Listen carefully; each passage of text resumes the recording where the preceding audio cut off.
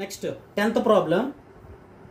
From the adjacent figure, name the secant, tangent, radius and diameter. What is the given question, amma? ఇచ్చినటువంటి adjacent figure నుంచి ఇక్కడ diagram ఇచ్చారు. Here one diagram is given. So from the given diagram, ఈ diagram నుంచి ఇది ఒక diagram ఇచ్చారు. బాగా అబ్జర్వ్ చేద్దాం. Observe this diagram. It is a circle. ఇది ఒక circle. It is a center O. ఇది center O. AB is a diameter. ఇది ఒకటి ఇచ్చారు AB. అబ్జర్వ్ చేయండి ఏబీని. వాట్ ఈజ్ ఏబీ అమ్మా? AB is a diameter. మనం చెప్పుకున్నాం. If A card is passing through the, ఇప్పుడు సర్కిల్ తీసుకున్నాం అనుకోండి, సర్కిల్ పైన ఏమైనా 2 పాయింట్స్ మనం తీసుకున్నాం అనుకోండి, సర్కిల్ పైన ఉన్న ఏవైనా 2 పాయింట్స్ని తీసుకొని జాయిన్ చేస్తే వచ్చిన ఫిగర్ని మనం కార్డ్ అంటాం. ఒకవేళ ఈ కార్డ్ అనేది సెంటర్ నుంచి కనుక వెళ్ళింది అనుకోండి, ఇక చూడండి ఇది కూడా కార్డే, ఏబీ కూడా, బట్ ఈ కార్డ్ అనేది సెంటర్ నుంచి పాస్ అయింది. ఏదైనా ఒక కార్డ్ సెంటర్ నుంచి వెళ్తే మనం దాన్ని డయామీటర్ అంటాం. If any chord is passing through the centre of a circle then it is called diameter. ఇక్కడ ఏబీని అబ్జర్వ్ చేయండి. Observe AB. AB is a chord, it is passing through the centre of a circle. ఇక్కడ AB అనేది centre నుంచి pass అయింది కాబట్టి ఇక్కడ AB is a diameter. What is AB అమ్మా? AB is a diameter. AB అనేది diameter. Next,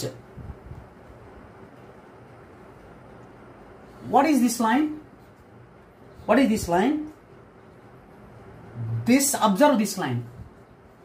This line is just this line touches the circle at only one point. ఈ line circle ని ఒకే ఒక point దగ్గర touch చేస్తుంది. మనం చదువుకున్నాం. A line which touches the circle at only one point is called tangent. A line which touches the circle at only one point is called tangent. Tangent line circle ఒకే ఒక point దగ్గర touch చేస్తుంది. So వీడు tangent. It is tangent. వీడు diameter ఏది. Next CD. This is C, this is D. Observe this line. ఈ line observe చేయండి. This line intersecting the circle at 2 different points. ఈ CD అనే లైన్ సర్కిల్ ని 2 different points దగ్గర touch చేసింది. So CD is a secant. What is the definition of secant? If a line intersecting the circle at 2 different points, that is called secant. ఏదైనా ఒక line circle ని 2 points దగ్గర touch చేస్తే మనం దాన్ని secant అంటాం. సో ఇక్కడ CD ఈజ్ ఏ సీకెంట్. ఇది సీకెంట్ అయిపోయింది. సీకెంట్ అయిపోయింది, టాంజెంట్ అయిపోయింది, డయామీటర్ అయిపోయింది. Next radius. రేడియస్ అంటే మనకు తెలుసు కదా, the distance from centre to boundary point is called radius. ఈ సెంటర్ నుంచి బౌండరీ మీదకి డ్రా చేసినటువంటి లైన్ సెగ్మెంట్ ని మనం రేడియస్ అంటాం. అంటే ఇక్కడ ఓఏ అనేది రేడియస్ అవుతుంది, లేదా ఓబీ కూడా రేడియస్ అవుతుంది అనమాట. Clear? OA and OB are radius. అంతే కదా అడిగాడు. What is secant? What is secant here? CD is secant. Next, what is tangent? This is tangent. And what is radius? OA is radius.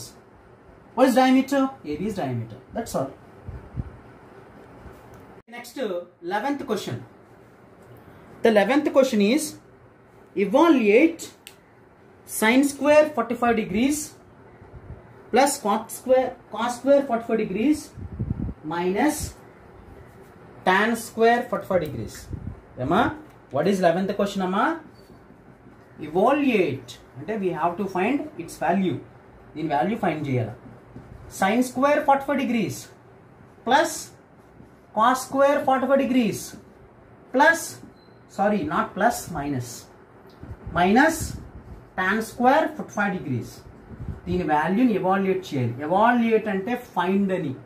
Find అయినా, evaluate అన్నా, compute అన్నా, calculate అన్నా ఒకటే. అంటే దీని వాల్యూ వస్తుంది అనమాట. దీని వాల్యూ ఫైండ్ చేయాలి.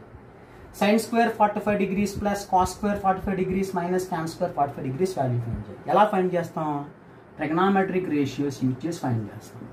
మనం తెలుసు కదా sine 45 degrees value, cos 45 degrees value, tan 45 degrees value, వాటి వాల్యూస్ వేసుకోవాలి.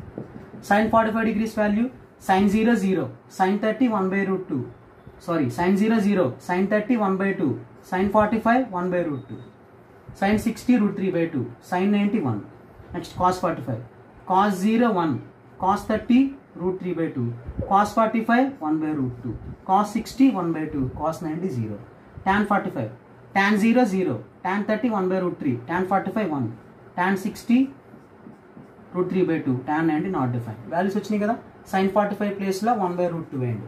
ఇది sin స్క్వేర్ 45, sin 45 వాల్యూ 1/√2, ఇక్కడ స్క్వేర్ ఉంది కాబట్టి 1/√2 whole square, plus cos 45, cos 45 value 1/√2, ఇక్కడ స్క్వేర్ ఉంది కాబట్టి 1/√2 whole square, minus tan square 45 అంటే tan వాల్యూ 8, tan 45 1, స్క్వేర్ ఉంది కాబట్టి 1 స్క్వేర్.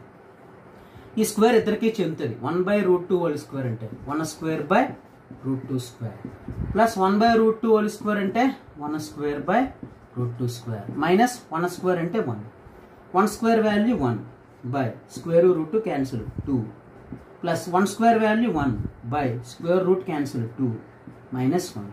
ఏమా ఇక్కడ ఎల్సిఎం ఫైండ్ అవుట్ చేద్దాం. ఇక్కడ డినామినేటర్లో 1 వేసుకుందాం. 2కి 1కి ఎల్సిఎం 2 అవుతుంది.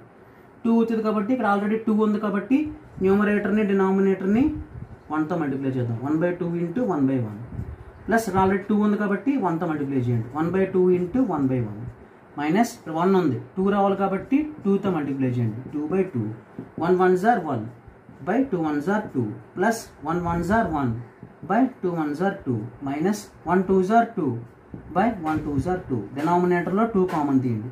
న్యూమరేటర్ రాయండి. 1 plus 1 minus 2, 1 plus 1 2, 2 minus 2 0, 0/2, 1 plus 1 2, 2 minus 2 0, 0/2 0. Its value is 0. That's all. Last question in 1 marks Roman, 12th question. Find the median and mode of the following data. ఇచ్చినటువంటి డేటాకి mode median find out చేయమన్నారు. So first median find చేద్దాం. What is median? Median is the middlemost value of the given data. It lies exactly center of the given data after arranging the given data in ascending or descending order. ఇచ్చినటువంటి డేటాని ascending ఆర్డర్లో కానీ descending ఆర్డర్లో కానీ రాసిన తర్వాత మిడిల్లో ఉన్న వాల్యూని తీసుకుంటే వాడే median. Median lies exactly middle of the given data. Median ఎప్పుడు కూడా మిడిల్లో ఉంటాడు. సో ముందు దీనికి మీడియన్ కాలిక్యులేట్ చేయాలంటే ముందు ఈ డేటాని అసెండింగ్ ఆర్డర్లో కానీ డిసెండింగ్ ఆర్డర్లో కానీ రాసుకోవాలి. నేను ఫస్ట్ ఇచ్చినటువంటి డేటాని అసెండింగ్ ఆర్డర్లో రాద్దాం. To calculate median of the given data first you have to right the given data in ascending order. Ascending order అంటే స్మాలెస్ట్ టు బిగ్గెస్ట్. ఇందులో స్మాలెస్ట్ నెంబర్ ఎవరు? ఒక నెగిటివ్ నెంబర్ ఉన్నారు, -24. Negative number is always smaller than 0. Negative number 0 కంటే కూడా తక్కువ. So first number -24. Next least number 5. Next 7 పెంచుకోండి. అదే -24 లీస్ట్ నెంబర్, దానికంటే పెద్ద నెంబర్ 5. తర్వాత 7 నెక్స్ట్ 18 నెక్స్ట్ 24 నెక్స్ట్ 41. ముందు ఏం చూసారా? అసెండింగ్ ఆర్డర్లో రాశాను. Smallest to biggest, -24 least number, next highest number 5, next highest number 7, next 18, 24, 41. ఇప్పుడు దీనికి మిడిల్లో ఉన్నదాన్ని మనం పట్టుకోవాలి. నీకు నేను చెప్పాను హింట్. ఒక డేటా ఇచ్చి మీడియన్ ఫైండ్ చేయమంటే మీరు ఎలా ఫైండ్ చేస్తారంటే ముందు ఫస్ట్ వాల్యూని లాస్ట్ వాల్యూని క్యాన్సిల్ చేయండి. First cancel first value and last value, అట్లా క్యాన్సిల్ చేసుకుంటూ వచ్చేయండి. Next cancel second value and second value from last. ఇక్కడ సెకండ్ వాల్యూ, ఇక్కడ సెకండ్ వాల్యూ క్యాన్సిల్ చేయండి. ఇప్పుడు ఇక్కడ దీన్ని క్యాన్సిల్ చేసేస్తే ఇంకేం ఉండదు, ఇంకా 0 అయిపోద్ది. కాబట్టి ఇక్కడ మిడిల్లో 2 టర్మ్స్ మిగిలిపోయినాయి. ఎప్పుడైతే మిడిల్లో 2 టర్మ్స్ మిగిలిపోయినాయో వీటి యావరేజ్ ఫైండ్ చేసేయండి. అదే మీడియన్. ఇక్కడ మిడిల్లో 2 టర్మ్స్ ఉండిపోయినాయమ్మా, వీటి యావరేజ్ ఫైండ్ చేసేయండి. యావరేజ్ అంటే some of all observations by number of observations. అంటే 7 + 18/2. 7 + 18 25. 25/2. 25/2 అంటే ఎంత అవుద్ది? 25/2. 2 1s are 2, 5 మిగిలాడు. 2 2s are 4, 5 minus 4 1, 0.0, 2 5s are 10. So 12.5 is the median. So what is median of the given data? 12.5. ముందు ascending ఆర్డర్లో రాసుకోవాలి, తర్వాత మీడియన్ ఫైండ్ చేసాం. నెక్స్ట్ ఏం ఫైండ్ చేయమన్నాడు? మోడ్ కూడా ఫైండ్ చేయమన్నాడు. ఒకవేళ మిడిల్లో ఒక నెంబర్ మిగిలిపోయిందమ్మా, అప్పుడు ఆడే మీడియన్ అవుతాడు. ఒకవేళ 7 మిగిలిపోయాడు, ఆడే మీడియన్. ఇద్దరు మిగిలిపోతే వాటి యావరేజ్ ఫైండ్ చేయాలి. ఒకడే ఉండిపోతే ఆడ తీసేసుకోవాలి. ఒకవేళ 41 లేదు, అప్పుడు ఎలా క్యాన్సిల్ చేస్తాం? First number last number cancel. Next second number last నుంచి సెకండ్ నెంబర్ క్యాన్సిల్. మిడిల్లో ఒకటే మిగిలిపోయాడు 7, అప్పుడు 7 మీడియన్ అవుతాడు. రైట్. ఓకే, నెక్స్ట్ దీనికి మోడ్ కూడా ఫైండ్ చేయమన్నాడు. మోడ్ అంటే ఏంటి?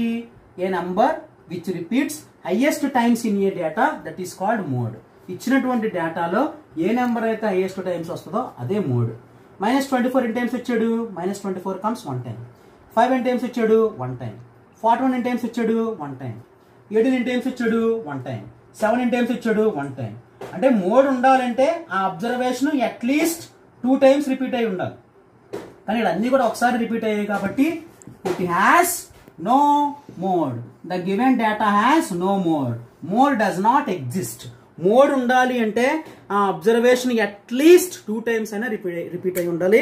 ఇప్పుడు ఇక్కడ ఈచ్ అబ్జర్వేషన్ ఒకసారి రిపీట్ అయింది కాబట్టి దీనికి మోడ్ అనేది లేదు. ఇక్కడ మీడియన్ అర్థమైందండి. ముందు దీన్ని అసెండింగ్ ఆర్డర్లో రాశాను, లీస్ట్ టు హైయెస్ట్. అప్పుడు కాలిక్యులేట్ చేశాను. ఫస్ట్ నెంబర్ని లాస్ట్ నెంబర్ని క్యాన్సిల్ చేసుకుంటూ వచ్చాను. మళ్ళీ ఫస్ట్ నెంబర్ని లాస్ట్, ఈ ఫ్రంట్ నుంచి ఒక నెంబర్ని లాస్ట్ నుంచి ఒక నెంబర్ని క్యాన్సిల్ చేశాను. మిడిల్లో 2 నెంబర్స్ మిగిలిపోయింది. ఒకటి యావరేజ్ ఫైండ్ చేశాను. That's all.